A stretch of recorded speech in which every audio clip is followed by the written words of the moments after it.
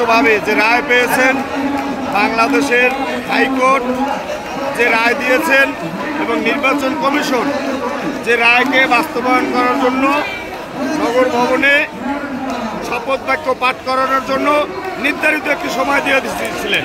কিন্তু আজকের ফেসিবাদের দোসর 16টি বছর আন্দোলন সংগ্রাম করে আমরা যে ফেসিবাদকে এই বাংলাদেশ থেকে বিতাড়িত করেছি, আজকে সেই ফেসিবাদের দোসররা এই শপথ বাক্য যাতে পাঠ না করতে পারে এই জন্য যত প্রকার ষড়যন্ত্র, সব ষড়যন্ত্র তারা বঙ্গনে করে যাচ্ছে।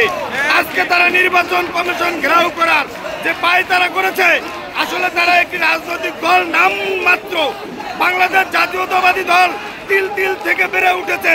বাংলাদেশ জাতীয়তাবাদী দল বাংলাদেশের স্বাধীনতার ঘোষক শহীদ রাষ্ট্র প্রেসিডেন্ট জিয়াউর রহমানের হাতে করা। শহীদ রাষ্ট্রপতি জিয়াউর রহমানের সাথে ছিলেন বীর মুক্তিযোদ্ধারা, বাংলাদেশের সাধারণ জনগণ। আজকে যারা এই বাংলাদেশের 24-এর বিপ্লবের নাম বিক্রি করে যারা আজকে এই পায়তারা শুরু করছে, এই বাংলাদেশে ষড়যন্ত্র শুরু করছে এবং বাংলাদেশে এই আওয়ামী লীগের দোসরদেরকে প্রত্যাবর্তন করার জন্য এই বাংলাদেশের যে কার্যক্রম শুরু করছে, আমরা তার তীব্র নিন্দা ও প্রতিবাদ জানাই।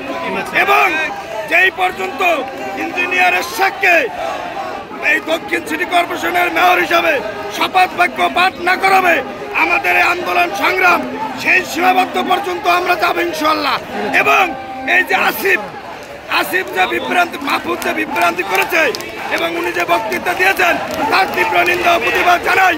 কারণ এই বাংলাদেশে যদি এই নির্বাচনের রায়, যে রায় হাইকোর্ট দিয়েছেন, সেই রায় যদি অবৈধ হয়, তাহলে আমি মনে করি ওনারা যে আজকের যেই উপদেষ্টা মণ্ডলী সরকার তারা যেই শপথ বাক্য করেছেন সেইটা অবৈধ, অনির্বাচিত